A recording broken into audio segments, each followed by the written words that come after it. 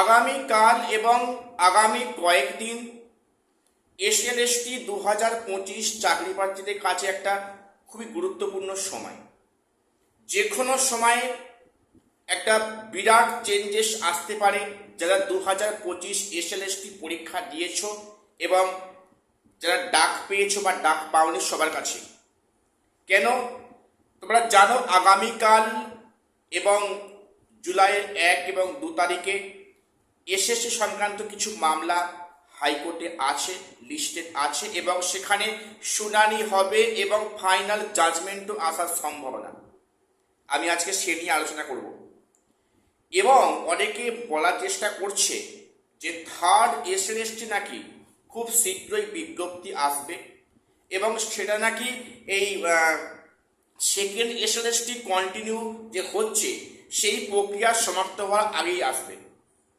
সত্যি কোনটা মিথ্যা কোনটা আমি আজকে সে নিয়ে ডিসকাস করছি। কাজে ভিডিওটা খুবই ইনফরমেটিভ, কেউ স্কিপ করবে না। চ্যানেলটা সাবস্ক্রাইব করে দিও এসএসসি, পিএসসি এবং গ্রুপ সি, গ্রুপ ডি গুরুত্বপূর্ণ আপডেট পাওয়ার জন্য। দেখো আগামীকাল 30শে জুন এবং তারপরে 1 এবং 2 জুলাই এসএলএসটি সংক্রান্ত বেশ গুরুত্বপূর্ণ মামলার শুনানি দিন ধার্য হয়েছে কলকাতা হাইকোর্টে। একটা বিষয় প্রত্যেকে একটু রিমাইন্ড করে দিই যে কয়েক মাস আগে অবধি এসএসসি মামলা যখন সূত্রপাত হয় পরীক্ষা হওয়ার সঙ্গে সঙ্গে সেখানে বিচারপতি অমৃতা সিনহা ম্যামের বেঞ্চে এই মামলার শুনানি হচ্ছিল এবং সেখানে বেশ ভালোই কিন্তু প্রক্রিয়াগুলো প্রসিডিং হচ্ছিল। সেখানে 3 দিন 4 দিন পরে ডেট পড়ছিল, সেই মামলা কিন্তু শুনানি হচ্ছিল এবং এটা হওয়ার পরে কিন্তু আগের সরকার ভয় পেয়ে যায় যে বিষয়টি যা আগাচ্ছে এটা সরকারের মুখ পুড়বে। সেখানে সরকার বা কমিশন একটা চাল খেলেছিল, এজি অর্থাৎ অ্যাডভোকেট জেনারেলকে দিয়ে ওনার মামলাটা মুভ করান। আমরা দেখলাম শেষের দিকে এজি সাহেব উপস্থিত নেই বা থাকলেও সেখানে ডেট চাইছেন, ফার্দার কিছু বক্তব্য আছে বা উপস্থিত থাকলেও সেখানে গুরুত্বপূর্ণ কোনো মামলার শুনানি আছে যেটা নাকি শিক্ষা বিষয়ক মামলার চেয়েও বেশি গুরুত্বপূর্ণ। সেটা কোনটা? দাগিদেরকে বা চোরেদেরকে জেল থেকে বের করে আনা। যাই হোক সেই সময় আসছে না। তো এইগুলো কারণে মামলা ডেট বাই ডেট পিছিয়ে যাচ্ছে। তারপরে হঠাৎ রোস্টার চেঞ্জ, এসএসসি মামলার বেঞ্চ পরিবর্তন, লং 1 মাস 1.5 মাস পরে ডেট। তো যাই হোক এখন আবার রোস্টার চেঞ্জ হয়েছে, অর্থাৎ আজ থেকে কিন্তু হাইকোর্টের মামলার রোস্টার চেঞ্জ হচ্ছে। বিচারপতি অমৃতা সিনহা ম্যাম সিঙ্গেল বেঞ্চে উনি আবার এসএসসি মামলাগুলো শুনবেন এবং ডিভিশন বেঞ্চে শুনবেন রাজাশেখর মান্তারা। তো ওনাদের হাতে কিন্তু আবার এসএসসি মামলা হলো। অমৃতা সিনহা ম্যামের এই বেঞ্চে কিন্তু এই 10 মার্কস সম্পর্কিত মামলা প্রায় শেষের পথে সেখানে হয়তো রায়দানও হয়ে যেত। তো সেখানে আগের সরকারের এক কারণে কিন্তু এটা হয়নি। তো সেই মামলা আবার ওনার হাতে আছে এবং আগের যা শুনানি হয়েছে তারপর থেকে একটা ফিনিশিং পয়েন্ট কিন্তু শুনানি এবং রায়দান হবে, যেটা আশা রাখছি যে 3 দিনের মধ্যে এই মামলার শুনানির পর্ব সমাপ্ত হবে এবং একটা রায় আসবে। এই মামলার সারবর্তা আছে কি মামলাটা ক্যান্সেল বা ডিসমিস। অনেকে বলছে যে এই মামলার তো সুপ্রিম কোর্টে এর কেস আছে, তাহলে হাইকোর্টের রায় কোনো কাজে আসবে? আমি আর সেটা নিয়ে ডিসকাস করব এবং আগামী 3 দিনের মধ্যে এই মামলার জাস্টিস কি আসতে পারে এবং সত্যিকার সেটা বাস্তব গ্রহণযোগ্য হবে কি না সেটাই বলছি।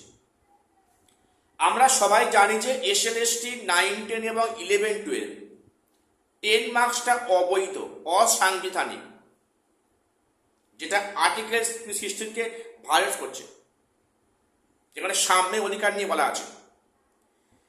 এখানে যেটা পরিষ্কার কথা যে গেজেটে উল্লেখ আছে, হ্যাঁ 10 মার্কস থাকবে, গেজেটে উল্লেখ আছে 10 মার্কস থাকবে, 10 মার্কস কিন্তু বাতিল হবে না। গেজেটে যেটা উল্লেখ আছে তার মানে এটাই হচ্ছে যে 9, 10 এবং 11, 12 কিন্তু এক্সপিরিয়েন্সের মার্কসটা আফটার ইন্টারভিউ অ্যাড করে ফাইনাল মেরিট লিস্ট করা হবে, যেটা এই সরকার জোরপূর্বক ক্ষমতা বলপূর্বক এই এক্সপিরিয়েন্সের 10 মার্কসটা কিন্তু আগে দেওয়া হয়েছে।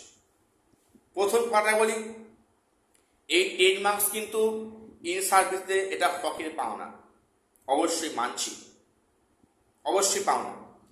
গেজেটে উল্লেখ নেই যে এটা এক্সপিরিয়েন্সের 10 মার্কসটা ইন্টারভিউ আগে অ্যাড করে ইন্টারভিউ লিস্ট করা হবে।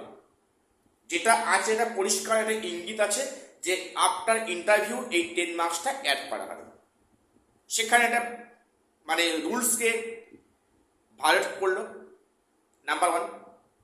এবং এর ফলে অনেক যোগ্য ফ্রেশার্সরা কিন্তু বঞ্চিত হয়েছে, ফুল মার্কস পেয়েও 60-এ 60, 70-এ 70 পেয়েও কিন্তু তারা বঞ্চিত হয়েছে। এর দায়ভারটা কে নেবে? তাদের যে ফর্ম ফিল আপ করার টাকা দিয়ে তাদের ভুলটা কি ছিল? ফুল মার্কস পেয়েও যদি চাকরি না পায় তাহলে কি তার ফুল মার্কসের থেকে বেশি মার্কস পেতে হবে? এটা করে সম্ভব? এই এখানে ভালো ভ্যালিড গ্রাউন্ড আছে। এবারে কি হতে পারে প্রথম পরিষ্কার বলে রাখি, এক্সপিরিয়েন্সের 10 মার্কস হয়তো যদি এমনটা হয়, সাপোজ এই 10 মার্কসটা থাকছে এবং এটা ইন্টারভিউর পরে ইন্টারভিউর পরে সেটা অ্যাড হচ্ছে, এটা জাজমেন্ট আসতে পারে। এবং আরেকটা হতে পারে যে না, এই মানে কেসটা যেমনটি এসএসসি করছে তেমনটি হোক, কারণ এখন এন্ড পর্যায়ে আছে, 31শে আগস্টের মধ্যে নিয়োগের কথা দেওয়া আছে। এখন যদি এক্সপিরিয়েন্সের মার্কস যদি আগে অ্যাড করা মানে পরে অ্যাড করা হয় তাহলে তো প্যানেলের বিস্তর চেঞ্জ হবে, সেখানে পুনরায় নতুন করে ইন্টারভিউ নেওয়া, কাউন্সেলিং করানো, তাহলে কাজেই এই প্রক্রিয়াটা আর প্রসিডিং হবে না। আর একটা হতে পারে কি, যেহেতু এই কেসটা সুপ্রিম কোর্টে আছে কাজেই এই মামলাটা কিন্তু সুপ্রিম কোর্টের হাতে ছেড়ে দেওয়া উচিত, এমনটা কিন্তু জাস্টিস আসতে পারে এই কোর্ট থেকে। তাহলে আগামী 2-3 দিনের মধ্যে এই 3টে বিষয়ের মধ্যে একটা বিষয় আসছে। তো এবারে বলি যে যদি এমনটা হয় যে তাহলে এক্সপিরিয়েন্সের মার্কসটা ইন্টারভিউ পরে অ্যাড করা হচ্ছে, তাহলে ফের নতুন করে 11, 12 ইন্টারভিউ অ্যারেঞ্জ করা, কাউন্সেলিং শুরু করা, পুনরায় পিভিআর মেডিকেলের কাজ করা, এবং সেক্ষেত্রে হয়তো 9, 10 প্রক্রিয়া শুরু হয়নি, কোনো সমস্যা তো হবে না, সমস্যা হবে 11, 12। এমনটা কি হতে পারে যে সেক্ষেত্রে যদি আফটার ইন্টারভিউ পরে অ্যাড করা হয় তাহলে এই যে সময় লাগবে তার জন্য হয়তো সময় চাইবে কোর্টের কাছে এই সরকার, এমনটা কি হতে পারে? সম্ভাবনা আছে? তো অবশ্যই কমেন্টস করবে। এবং যেটা সম্ভাবনা বেশি, হয়তো এটা নিয়ে কোনো চেঞ্জেস আসবে না, কারণ এটা যেহেতু এটা অনেকটা পজিটিভ এগিয়ে গেছে। দেশের সর্বোচ্চ আদালত একটা ডেডলাইন দিয়েছে, সেটা পার হয়ে যাচ্ছে। এই যুক্তি দেখিয়ে হয়তো এখানে ফার্দার এখানে হয়তো কোনো চেঞ্জেস আসবে, অর্থাৎ ইন্টারভিউ আগেই অ্যাড করা হবে, এমনটা হতে পারে। তবে 60-এ 60, 70-তে পাওয়া যারা ক্যান্ডিডেট আছে তাদের ক্ষেত্রে কি হবে সে দেখার বিষয়। দেখো তাই যদি কোর্ট করে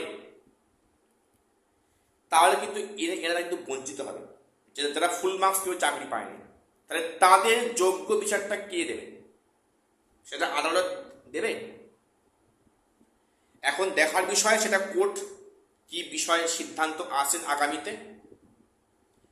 তো আরেকটা বিষয় বলে রাখি যে থার্ড এসএলএসটা বলছো শীঘ্রই আসবে, এমনটা চান্স কিন্তু নেই।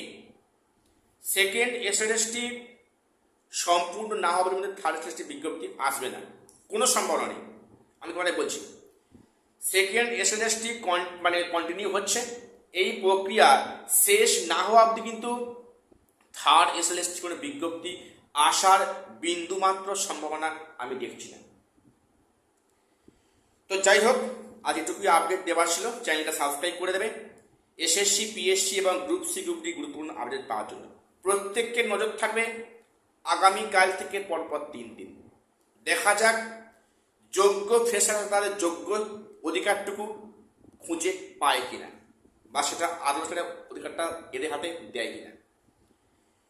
দেখা হচ্ছে পরের ভিডিওতে।